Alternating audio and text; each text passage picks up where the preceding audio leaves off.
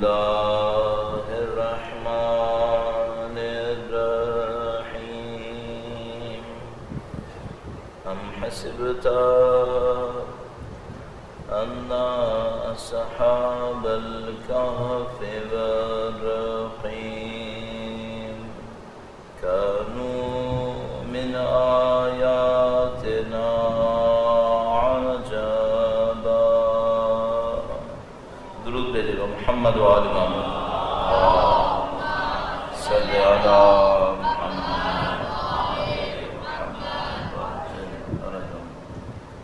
خدا تعالیٰ کا انتہائی شکر، انتہائی احسان، اس نے ہمیں دنیا کی تمام تر لغزشوں انحرافات کے باوجود اور ہماری اپنی کوتاہیوں اور غلطیوں کے باوجود ہمیں قرآن اور اہل بیت اطہار علیہ السلام کی ہدایت نصیب فرمائی ہے.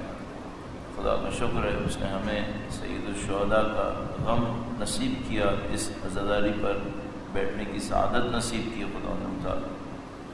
اس دعا کے ساتھ کہ انشاءاللہ مرتے دموں تک ہمیں سید الشہداء کے بہترین چاہنے والوں میں قرار فرمائے، انشاءاللہ ان کے وارث کے ظہور کا دن دیکھنا نصیب فرمائے، ان کی نصرت اور ان کی نصرت کی راہ میں شہادت نصیب فرمائے انشاءاللہ.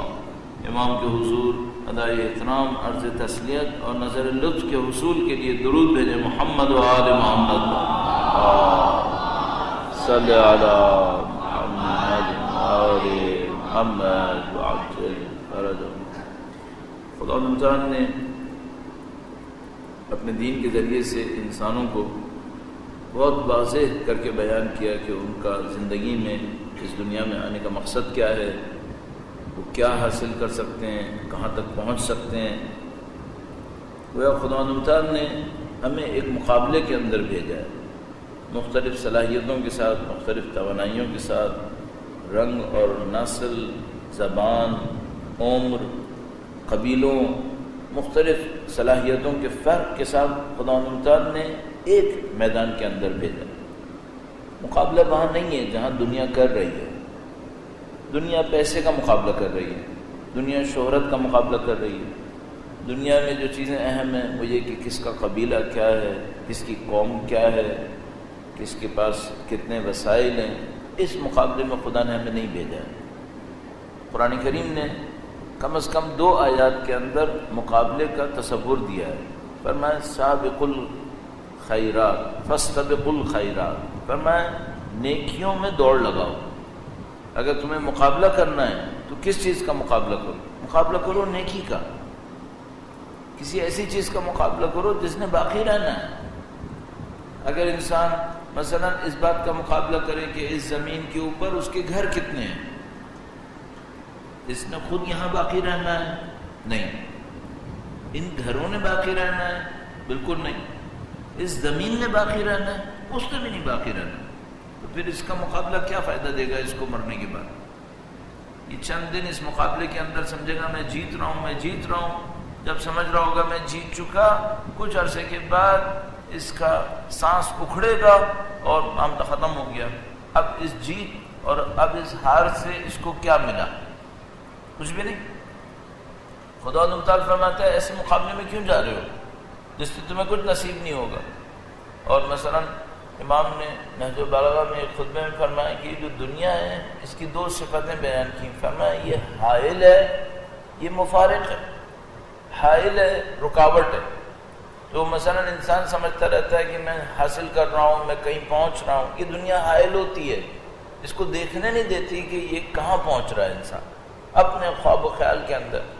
یہ بالکل ایسے ہی جیسے فرض کرنے آپ اسلام آباد مثلا جانے کا پروگرام بنا رہے ہیں. اب آپ کے ساتھ پرابلم یہ ہے کہ آپ کو مثلا فلائٹ نہیں مل رہی، آپ کو ٹرین نہیں مل رہی، آپ کے پاس جانے کے راستے بند ہیں. اچانک آپ کا بچہ آئے اور آپ سے کہے کہ یہ میرے کھلونے کی گاڑی ہے نا، آپ اس کے اوپر بیٹھ کے چلے جائیں، تو آپ کیا کہیں گے اسے؟ آپ کہیں گے یہ کیا بیکار کی بات، اس سے کچھ نہیں ہو سکتا. ہم لوگوں کا دنیا پہ لڑنا ائمہ اور انبیاء کے نزدیک اس سے زیادہ بچکانا بات ہے. وہ اس کو اس سے زیادہ بچکانا بات دیکھتے ہیں کہ کس چیز پہ لڑ رہے ہیں، کس چیز پہ جھگڑ رہے ہیں، کس چیز کے اوپر مقابلہ کر رہے ہیں. اسی کو حیثیت نہیں ہے کھلونے کی گاڑی. اس کے مقابلے میں انہوں نے ہمیں اصلی مقابلہ دیا، اور وہ اصلی مقابلے میں کہا کہ بھائی تم لوگ نیکیوں میں مقابلہ کرو ایک دوسرے سے، اچھائیوں میں ایک دوسرے کی طرف جاؤ۔ تو مثال کے طور پر انسان کے اندر ایک خواہش ہوتی ہے کسی چیز پہ فخر کرنے کی، البتہ ایک لحاظ سے انسان کے اندر کمی کی نشانی ہے، کیونکہ انسان اپنے اندر احساس کرتا ہے کہ میں کم ہوں، تو کسی اور کے اوپر فخر کر کے اس کمی کو پورا کرنا چاہتا ہے۔ ایک لحاظ سے صحیح بھی ہے، انسان فقیر ہے اللہ کے سامنے، تو خدا سے اپنی نسبت کے اوپر فخر کرتا ہے۔ اللہ کے نبی کا بھی مشہور و معروف قول ہے، فرمایا الفقر فخری، خدا کا محتاج ہونا میرا فخر ہے، یہ میرا افتخار ہے۔ یہ انسان کے اندر کمی ہے، لیکن انسان خدا سے نسبت دے کر فخر محسوس کرے، یہ اچھی بات ہے، حقیقت ہے۔ خدا نبی سے نسبت دے، ائمہ سے نسبت دے، اب انسان آئے دنیا کی کسی چیز سے نسبت لے کر فخر محسوس کرے، یہ پستی ہے۔ یعنی ہم سونے کو قیمت دیں اور اس کے مقابلے میں پتھر رکھیں، تو ہم نے سونے کے ساتھ کیا کیا؟ نا انصافی کی، سونے کی قیمت پتھر رکھ دی۔ انسان اللہ کی اچھی مخلوق ہے، یہ اپنے لیے فخر بنائے گاڑی سے۔ تم سونا تو تم خود تھے، اور تم فخر محسوس کر رہے ہو گاڑی سے جو پتھر بھی نہیں ہے۔ انسان سونا ہے، اشرف مخلوقات ہے، اور وہ فخر محسوس کرے گھر سے، تو گھر کی کیا حیثیت ہے؟ اس سے کیا فخر لے رہے ہو؟ فخر لینا ہے اللہ کی بندگی سے لو، کہ میں اللہ کا بندہ ہوں، تو پھر بات بنی کہ خود انسان پست ہے، کسی بلند سے فخر حاصل کرے، اپنے لیے آنر حاصل کرے۔ یہ انسان کی کوتاہی ہے کہ وہ اس کو مس کر دیتا ہے کہ میں نے لائف میں کرنا کیا ہے، زندگی کے اندر کرنا کیا ہے۔ اور یہ قرآن کریم اور اہل بیت کی تعلیمات ہمیں سمجھاتی ہیں۔ درود بھیجے گا محمد و آل محمد۔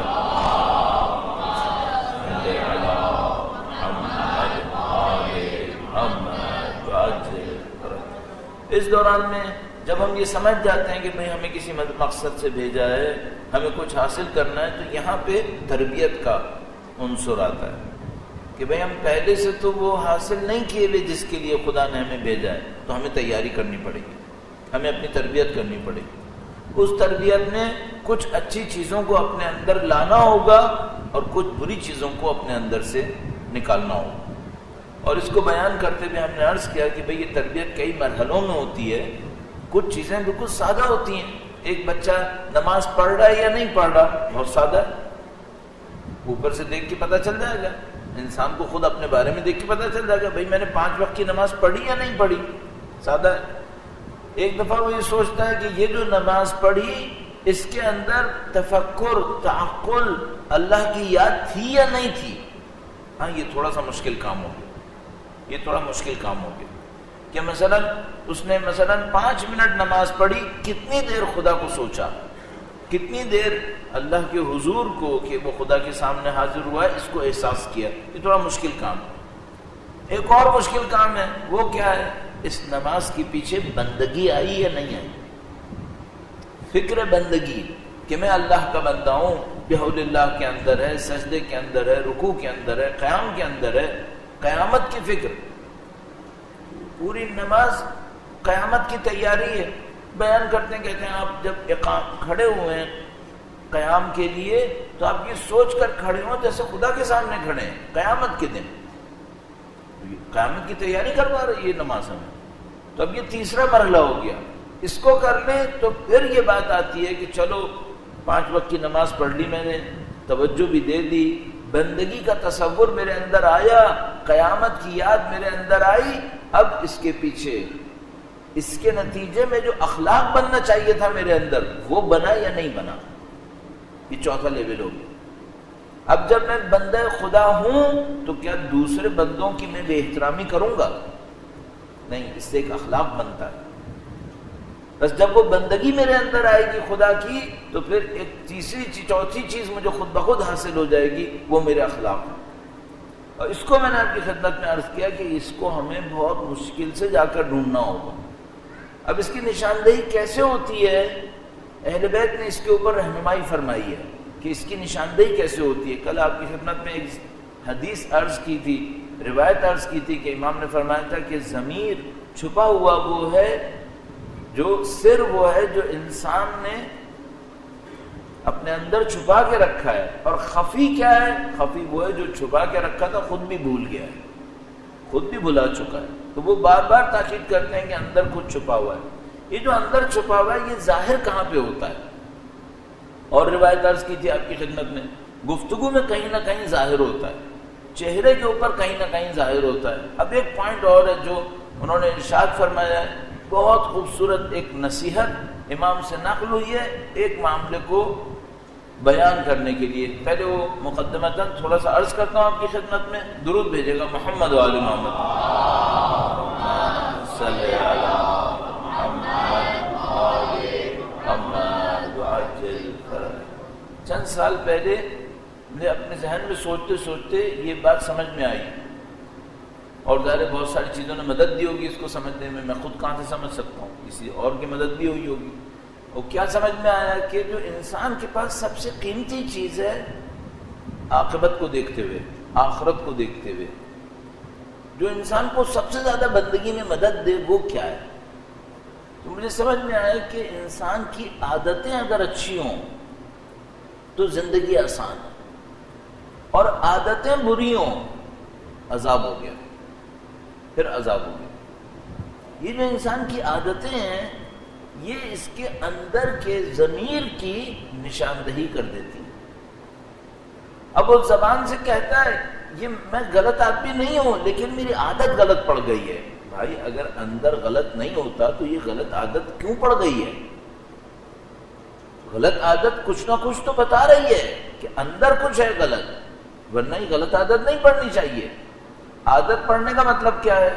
تھوڑا سا اس لفظ کو پہلے بھی عرض کر چکا ہوں لیکن دوبارہ عرض کر دیتا ہوں۔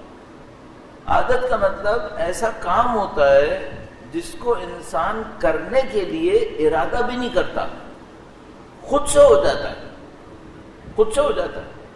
اب مثلا دنیاوی مثال عرض کرتا ہوں، فرض کرنے آپ صبح ہی صبح نکلتے ہیں اپنے گھر سے، آپ اپنی دکان پہ جاتے ہیں، آپ اپنے آفس جاتے ہیں، اور مثلا 15-20 سال سے آپ یہی کر رہے ہیں۔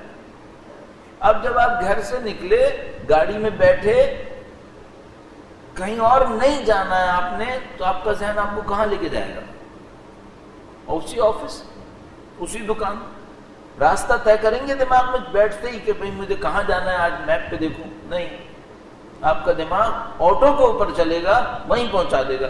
بلکہ بعض اوقات تو یہ بھی ہوگا کہ کہیں اور جانا تھا لیکن شروع کیا وہیں پہنچ گیا، پھر بعد میں سوچتا ہے یہاں کہاں آ گیا، مجھے تو کہیں اور جانا تھا۔ اس کو ہم کیا کہتے ہیں؟ اس کو ہم کہتے ہیں عادت۔ عادت وہ چیز ہوتی ہے آٹو کے اوپر کام کرتی ہے، ارادہ بھی نہیں کرنا پڑتا۔ اچھا، اب مثال کے طور پر ایک آدمی گھر آیا ہے، کوئی پلان نہیں بنایا اس نے کیا کرنا ہے، خود بخود ایک جگہ جا کے بیٹھے گا، ٹی وی آن کر دے گا، دیکھنا شروع کرے گا۔ اچانک اس کو یاد آتا ارے آج تو کہیں جانا تھا، تو بھئی اس نے ٹی وی کیوں کھولا تھا؟ عادت میں ہر روز یہی کرتا تھا۔ اچھا، تو اس نے پلان کیا تھا یہاں بیٹھنے کے لیے، ارادہ کیا تھا؟ نہیں، چونکہ ہر روز کرتا تھا لہذا یہ کیا اس نے۔ اس کو ہم کہتے ہیں عادت۔ خوش قسمت انسان وہ ہے جس کی عادتیں اچھی ہیں۔ بس بہترین خوش قسمتی کیا ہے اس معاملے کے اندر؟ وہ یہ کہ آپ کی عادت اچھی بن گئی۔ اگر آپ کی عادتیں اچھی ہو گئی ہیں، اور یہ اچھی عادتیں یقیناً اندر کوئی اچھائی ہے تو بنی ہے، ورنہ نہیں بنتی تھی، ورنہ نہیں بن سکتی تھی۔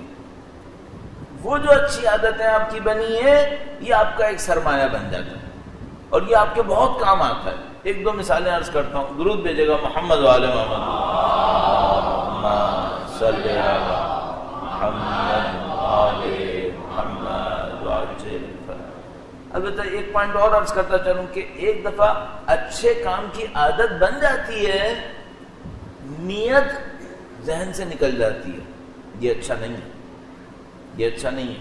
اچھے کام کی عادت کے باوجود نیت کا صحیح ہونا ضروری ہے۔ مثلا فرض کریں کسی کی عادت پڑ گئی ہے کہ وہ روزانہ نماز پڑھتا ہے، عادت کے تحت نماز پڑھتا ہے بغیر سوچے سمجھے، یہ اچھا نہیں ہے۔ عادت تو اچھی ہے کہ نماز پڑھتا ہے لیکن ارادہ نہیں کرتا، نیت نہیں کرتا، ڈھنگ سے نماز نہیں پڑھتا، یہ بات غلط ہے، یہ بات غلط ہے۔ بس عادت اچھی ہونا ایک وقت میں کافی نہیں ہے، جب نیت پیچھے سے نکل جائے، یہ نہیں ہونا چاہیے۔ تو مثلا کسی کی عادت پڑ گئی اچھے کام کی، بغیر سوچے سمجھے کرتا ہے اور نیت بھی کوئی نہیں ہے، یوں اس لیے کر رہا ہے کہ اگر نہیں کرے گا تو پریشان ہو جائے گا۔ ایک روایت میں بالکل یہی جملے استعمال ہوئے، میں نے جان بوجھ کے عرض کیا آپ کی خدمت میں، کوئی شخص آیا امام معصوم کے پاس اور پوچھا کہ مولا ہم آپ کے ماننے والوں کو کہاں سے پہچانیں؟ تو کیا نماز سے پہچانیں؟ فرمایا کہ بعض اوقات انسان عادت کے تحت نماز پڑھتا ہے اور اگر نہ پڑھے تو اسے الجھن ہوتی ہے کہ میں نے کیوں نہیں پڑھی، اس سے زیادہ کچھ نہیں ہے۔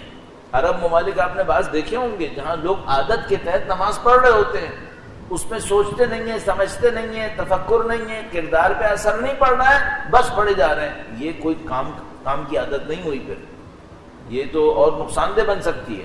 بس عادت میں یہ سوچنے آپ، تو ایسی عادت ہو جو اچھی عادت ہو لیکن نیت کے ساتھ ہو، شعور کے ساتھ ہو، اس کے پیچھے شعور ہو ایک، وہ مجھے اور آپ کو ضرور چیک کرنا پڑے گا۔ اب ایک مثال اس سلسلے میں، درود بھیجے گا محمد و آل محمد صلی اللہ محمد آل محمد۔ معمولاً ہمارے معاشرے میں، یہ آپ اپنے آپ سے سوال کر سکتے ہیں، معمولاً ہمارے معاشرے میں لوگوں کو سچ کی عادت ہے یا جھوٹ کی عادت ہے؟ ہمارے معاشرے میں زیادہ تر لوگوں کو سچ کی عادت ہے یا جھوٹ کی عادت ہے؟ اچھا، اس کو دیکھ کر ہمیں کیا ملے گا؟ اپنے آپ کو پہچاننے کا موقع ملے گا۔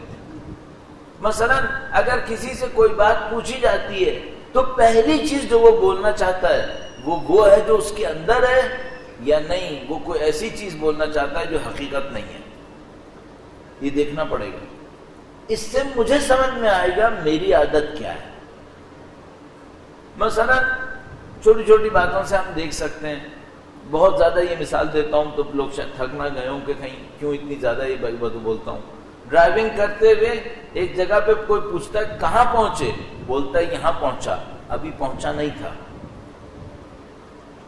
یہ سچ کی عادت ہے یا کچھ اور ہو گیا ہے؟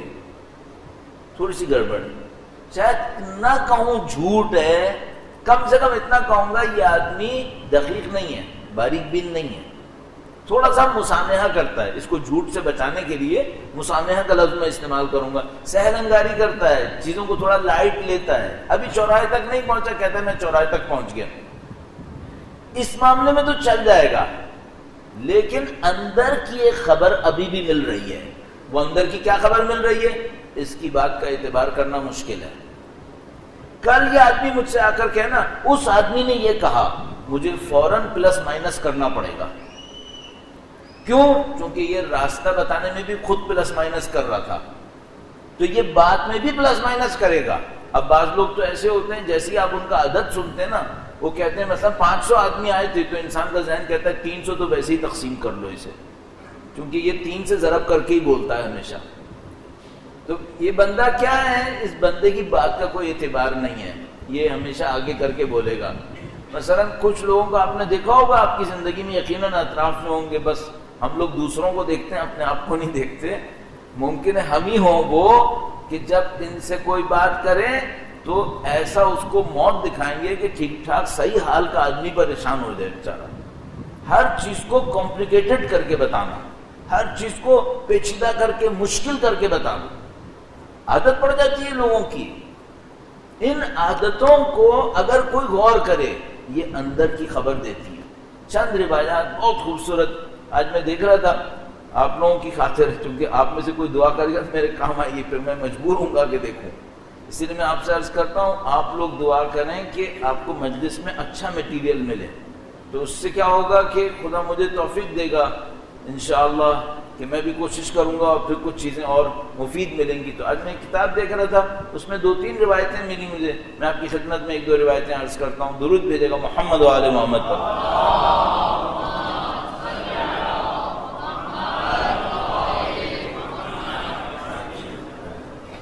امام نے فرمایا، یہ روایت ہے ہمارے 11ویں امام حسن عسکری علیہ السلام سے، درود بھیجے گا محمد و آل محمد صل علی محمد وآل محمد وعجل فما رد المعتاد عن عادته کالمعجز.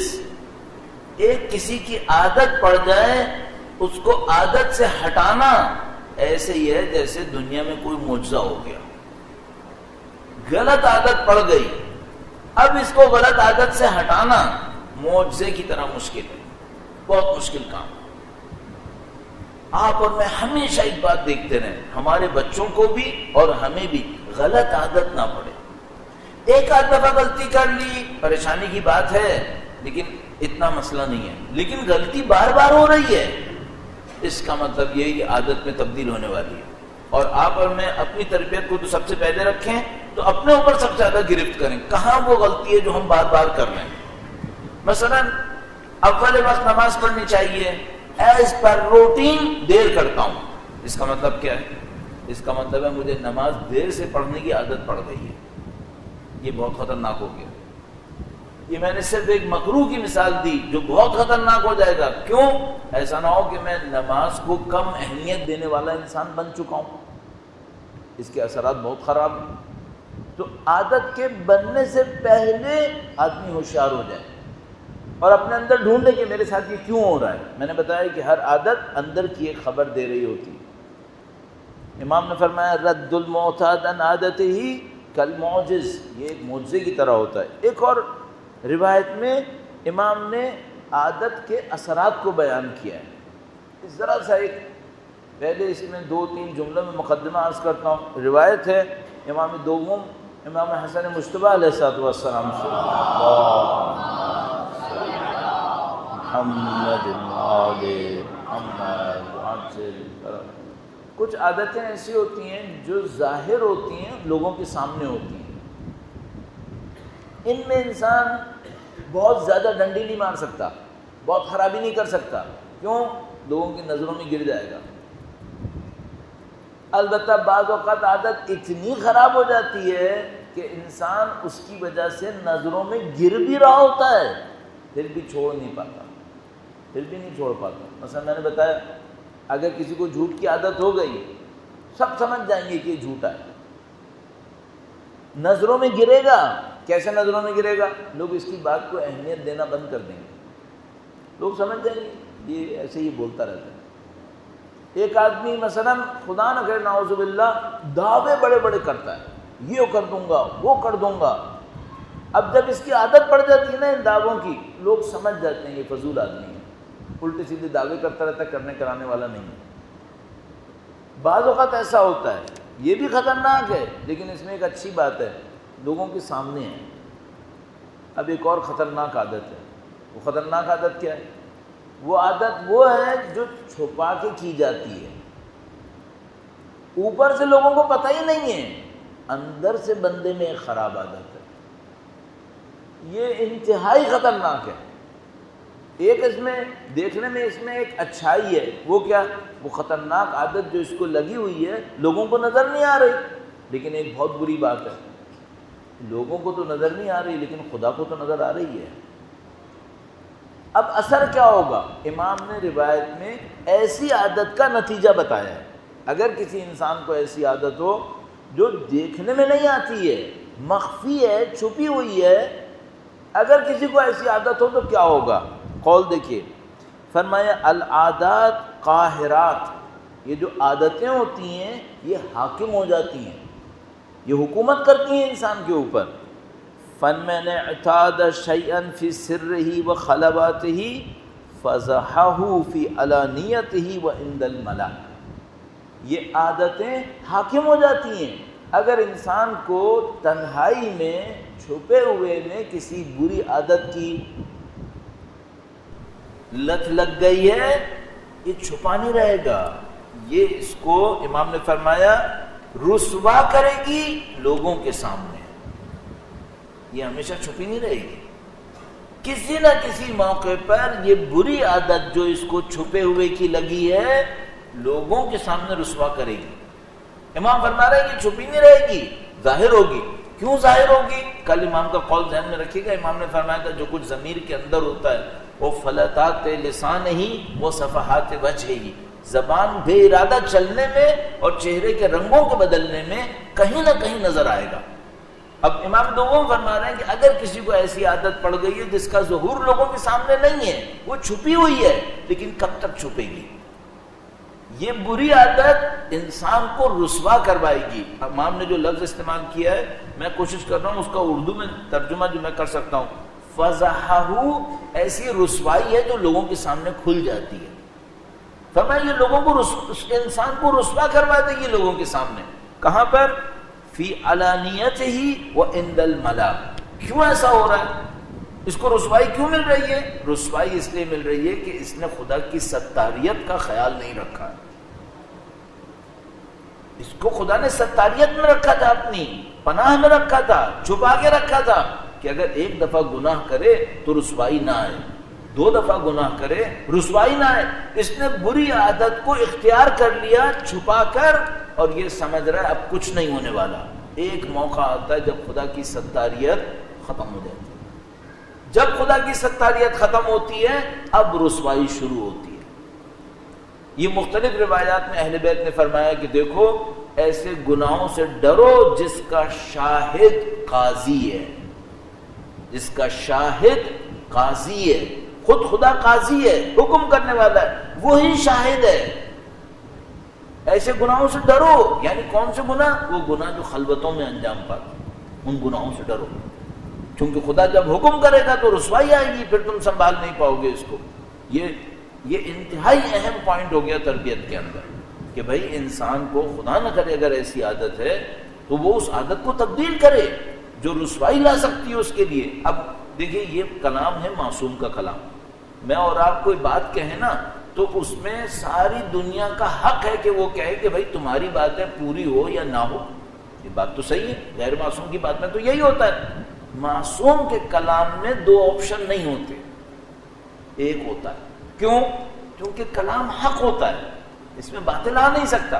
اب اگر امام فرما رہے ہیں نا چھپی ہوئی بری عادت رسوائی لائے گی، اس کا مطلب ہے یہ آئے گی، اب اسے کوئی ٹال نہیں پائے گا، تو انسان ہوشیار رہے۔ اب ایک فرمان امام نے ارشاد فرمایا تھا، وہ بہت جامع فرمان، وہ مجھے عرض کرنا آپ کی خدمت میں، درود بھیجے گا محمد و آل محمد صلی علی محمد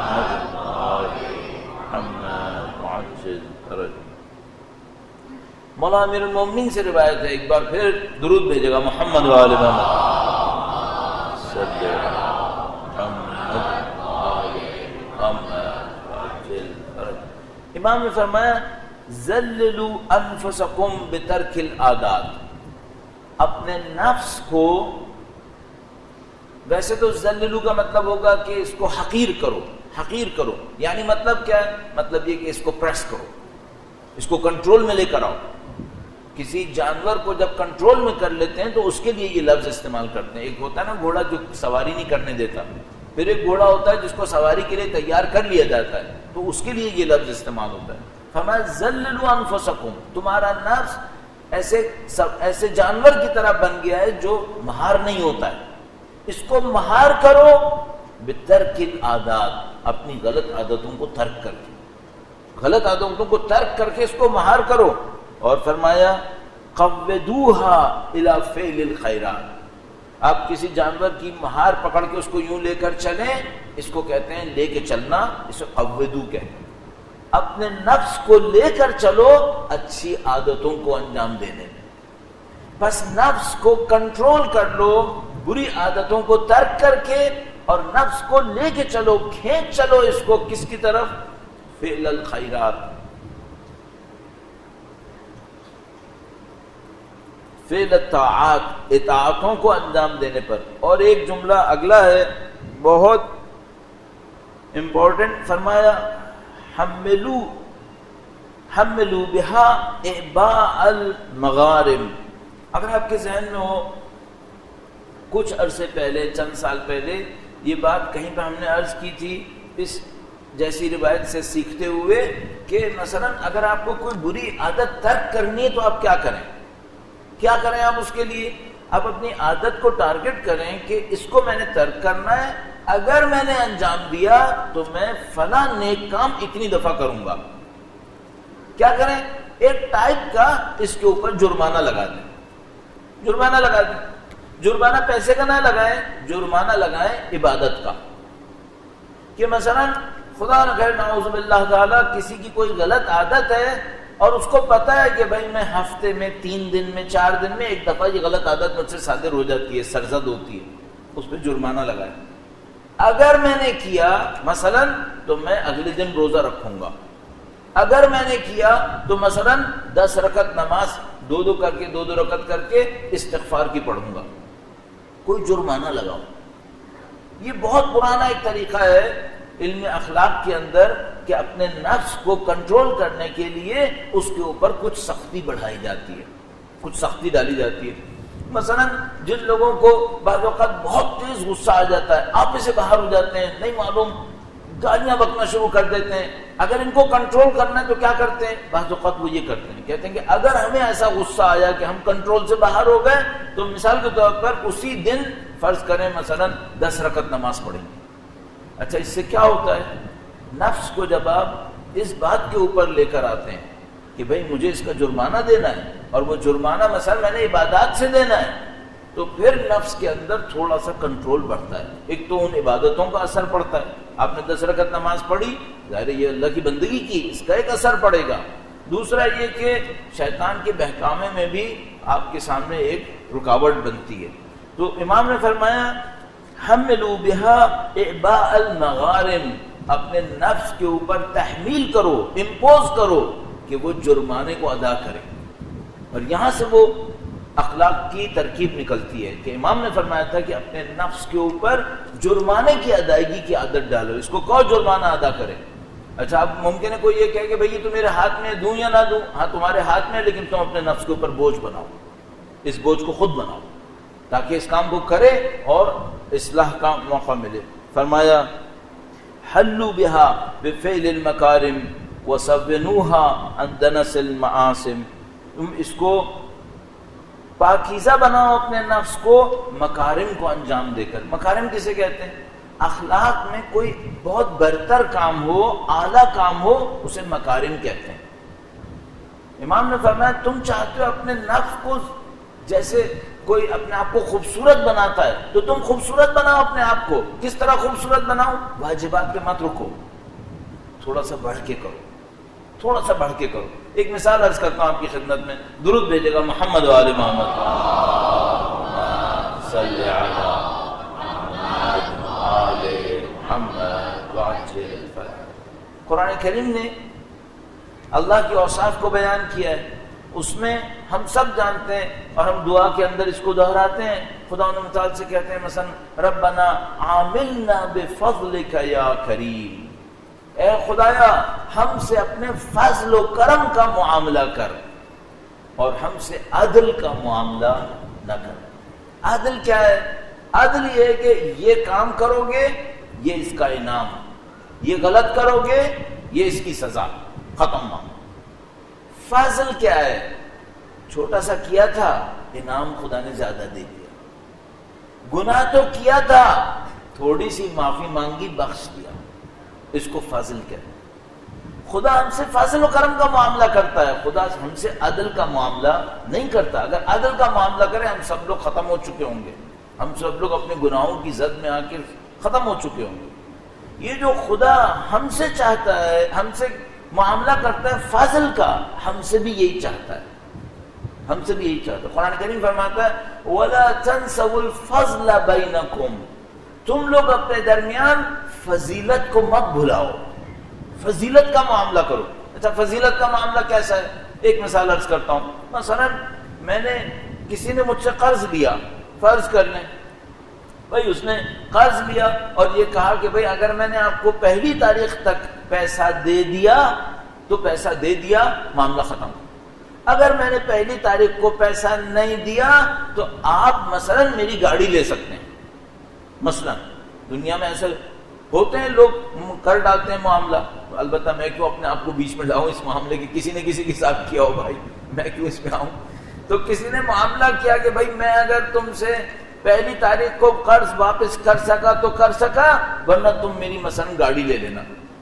اچھا اب 1 تاریخ ہو گئی، اس نے پیسہ واپس نہیں کیا، لیکن سامنے والے کو پتا ہے یہ مجبور ہے، صحیح ہے۔ اب عدل کیا ہے؟ عدل یہ کہ جائے گاڑی لے لے، اور فضل کیا ہے؟ تھوڑا موقع، تھوڑا موقع۔ اتنے زیادہ سنگ دل مت بنو، اتنے زیادہ کیلکولیشن کرنے والے نہیں بنو۔ اگر اس نے ایک جملہ کہا تھا، تم تھوڑا سا انسانیت دکھاؤ، تھوڑا اس کی مجبوری کو سمجھو۔ قرآن کریم، یہ تو میں نے قرض کے معاملے میں کہہ دیا، ویسے قرآن کریم نے حکم بھی دیا ہے کہ یہاں پہ فضل نہیں ہے، حکم خدا ہے۔ وَإِن كَانَ ذُو عُسْرَةٍ فَنَظِرَةٌ إِلَىٰ مَيْسَرَةٍ، اگر قرض لینے والا مشکل میں پھنس جائے تو اس کے لیے آسان وقت کا انتظار کرو، یہ قرآن کا حکم بھی ہے۔ تو اگر حکم مثلا نہ بھی سوچو تو بھائی کوئی انسانیت ہوتی ہے، تھوڑا سا فضل کا معاملہ کر لو۔ مثلا ایک آدمی نے مجھ سے کہا کہ بھائی میں آپ کا کام کروں گا، ایسا بہت ہوتا ہے۔ مثلا کسی نے کہا کہ بھائی یہ میں آپ کا کانٹریکٹ لے رہا ہوں، 3 مہینے میں یہ کام ہو جائے گا۔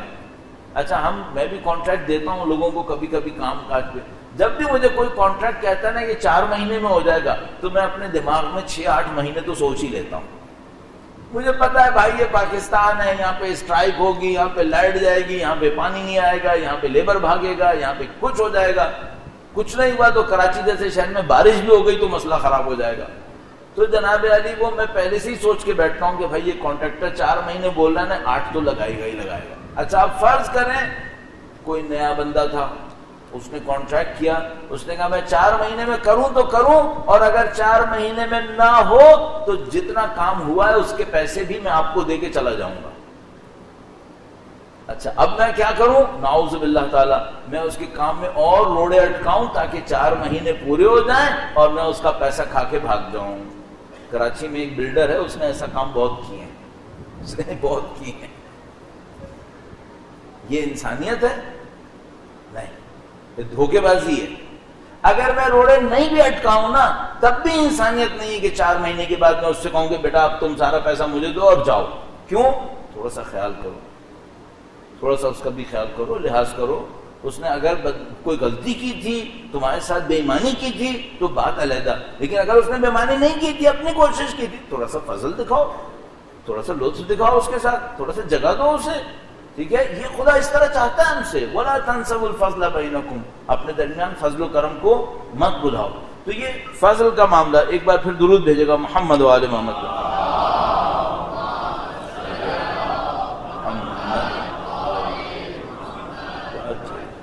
خدا یہ ہم سے چاہتا ہے۔ امام نے فرمایا حلوہا بفعل المکارم، اچھے کام کر کے اپنے نفس کو زینت دو، اس کو خوبصورت بناؤ۔ وَسُنُوہا عَنْ دَنَسِ الْمَعَاصِمِ، اور گناہوں کی نجاست اور کراہیت سے اپنے نفس کو بچا کے رکھو۔ گناہ کی پلیدی ہے، ایک خباثت ہے، اس سے اپنے نفس کو بچاؤ۔ یہ 5 جملے امام کے بہت بنیادی جملے، اس کے اوپر تھوڑا سا توجہ دیں۔ آخری جو بات تھی وہ یہ تھی جس کو میں نے دہرایا تھا آپ کے سامنے، فضل کے معاملے میں کوئی اچھا کام پکڑ لیں اپنے لیے، آپ کی شہرت اس اچھے کام پر ہو۔ البتہ انسان شہرت کے لیے نہ کرے، یعنی اتنا کرے کہ لوگ سمجھ جائیں اس اچھائی میں یہ آدمی اچھا ہے۔ نبی نے سچائی کا عنوان حاصل کیا، صداقت کا۔ نبی نے امانت کا عنوان حاصل کیا کہ یہ امین ہے۔ اسی طرح بعض لوگ بہت اچھے ہوتے ہیں، مثلا رشتہ داروں کے اندر مثلا کوئی بندہ ہوتا ہے، سب کو پتا ہوتا ہے کہ اگر کوئی مریض ہو یہ آدمی مدد کرے گا، اس آدمی سے مدد مل جائے گی۔ اس کو امام نے فرمایا اپنے نفس کو مزین کرو اچھے کام انجام دے کر۔ تو آپ اور میں جہاں ان برائیوں سے لڑیں، اپنے نفس کو مزین کریں کوئی اچھا کام کر کے۔ البتہ اس کا مقصد شہرت نہیں ہونا چاہیے، اس کا مقصد اپنے لیے اچھائی ہونا چاہیے۔ ایک بار پھر درود بھیجے گا محمد و آل محمد۔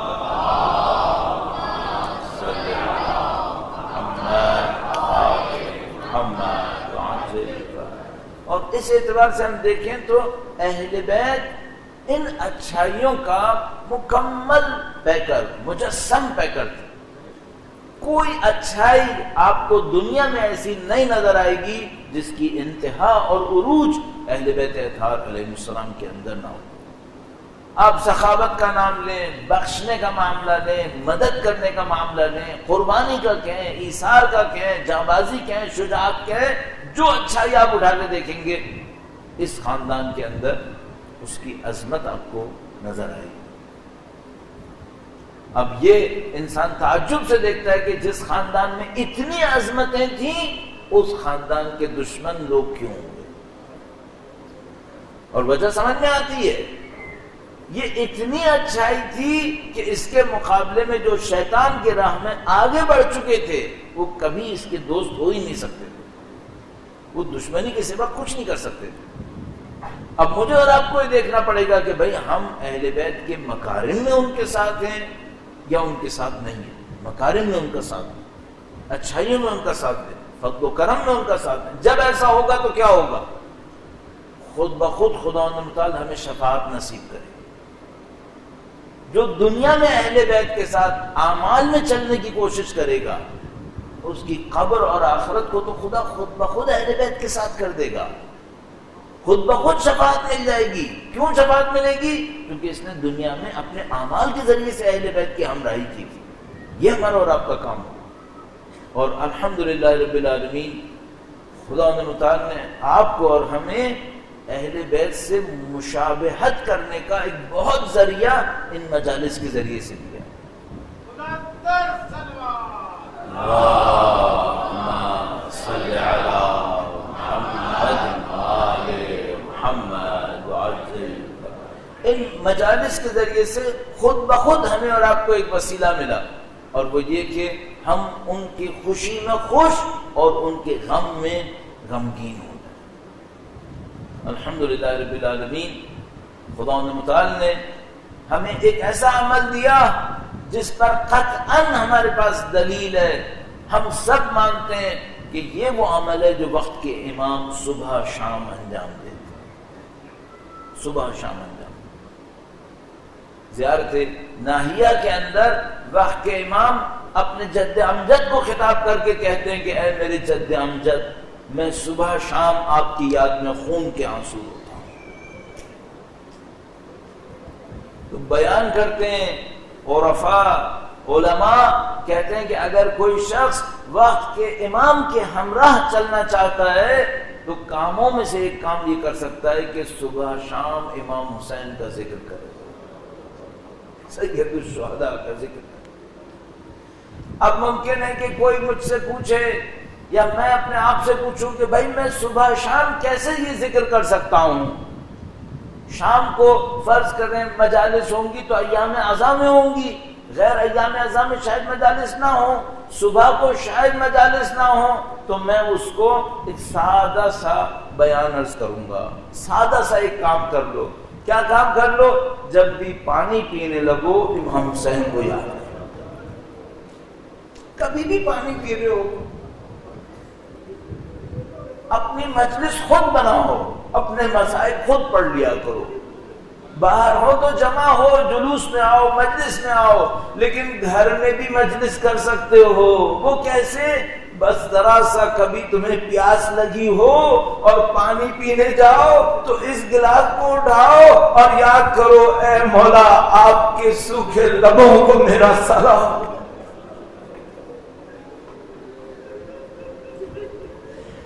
اگر کبھی دل میں اور غم آنے لگے تو عزیزو دو جملے اور بڑھاؤ، کہو مولا آپ کے علی اصغر کو میرا سلام۔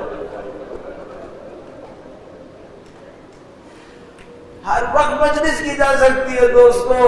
کبھی ایسا ہو آپ کو اپنا بچہ بہت پسند آ رہا ہو، آپ اس کو سر پہ ہاتھ پھیر رہے ہو، اسے پیار کر رہے ہو، ایک لمحے کے لیے کہنا اے خدایا حسین کے یتیموں کو میرا سلام۔